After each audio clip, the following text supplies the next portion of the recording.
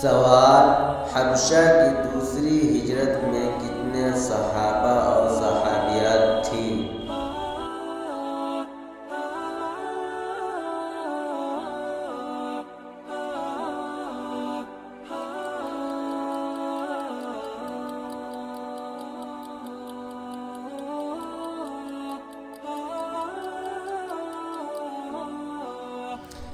جواب: 83 صحابہ اور 19 صحابیات تھیں۔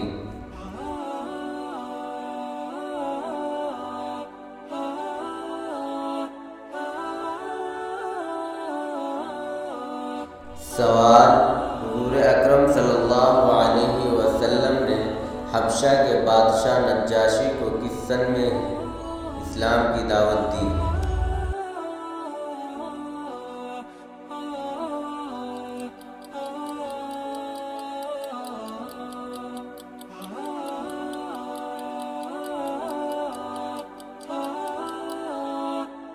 جواب: سن 6 ہجری میں۔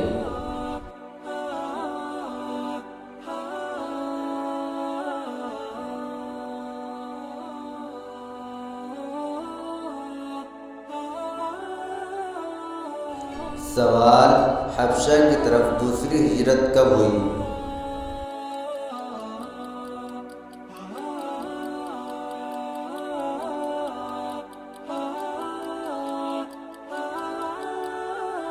جواب: سن 690 میں۔